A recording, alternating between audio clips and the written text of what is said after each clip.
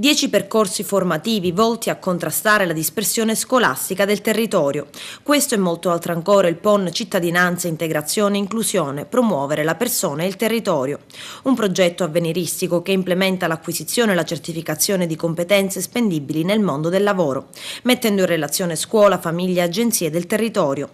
Coinvolte nel progetto gli istituti superiori Fermi di Licata e Odierna di Palma di Montechiaro e gli istituti comprensivi Tomasi d'Arrigo di Palma di Montechiaro e Manzoni di Ravanusa, capofila del PON. Si sono spesi per la riuscita Salvatore Seggio, facilitatore del progetto, e Virginia D'Antona, responsabile del percorso di verifica e valutazione. Il progetto parte da una considerazione fondamentale del disagio di una vasta area che abbraccia i comuni di Ravanusa, di Licata e di Palma di Montechiaro.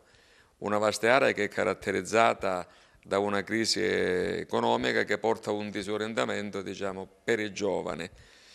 E quindi da questa considerazione, nel tentativo chiaramente di contrastare la dispersione scolastica e di fare in modo che la realtà dei preadolescenti e dei giovani di questa vasta area si trasformi positivamente per loro, è nato quest'idea centrale del progetto, che non è quindi un progetto solito, tra virgolette, e solo di contrasto alla dispersione scolastica, ma è soprattutto un progetto che vuole indicare, come è nelle intenzioni del Ministero, la presenza di un prototipo, cioè di un modello trasferibile di contenuti e di interventi che serve ai giovani, intanto per aumentare la loro autostima e per credere maggiormente nella costruzione del proprio progetto di vita, ma serve anche per cimentarsi poi sia nella prosecuzione degli studi e sia nell'introduzione nella concorrenza per il mercato del lavoro,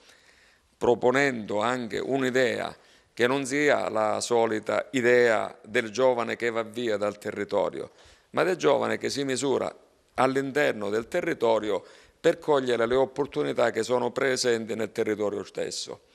Quindi si tratta di un progetto che ha questa vision. Siamo nella fase in cui stiamo completando l'elaborazione del prototipo, secondo i principi indicati dal Ministero. Questo prototipo porterà poi ad una valutazione dei progetti da parte del Ministero, possibilmente nel tentativo di replicarle naturalmente e di continuare questa vision del territorio, che non è altro che un tentativo di promuovere la cittadinanza attiva delle persone che lo abitano. Volevo un po' concludere corredo di questa riflessione, che l'idea di riferimento è stata quella della città educante, cioè di una città e quindi di un territorio che si prende cura dei propri cittadini, che ha nell'educazione una competenza distintiva e che investe molto nell'educazione e nell'istruzione delle persone che lo abitano per trasformare il territorio stesso. Nello specifico, 10 percorsi formativi, come si sono articolati? Si sono articolati in un momento di accoglienza che ciascuna delle scuole ha organizzato.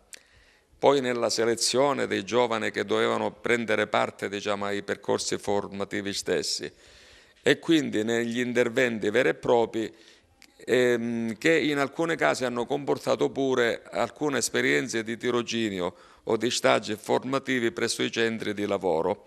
Naturalmente tutto questo in collaborazione con le agenzie del territorio, le agenzie sociali, le istituzioni, eccetera. Qual è stata la risposta dei ragazzi?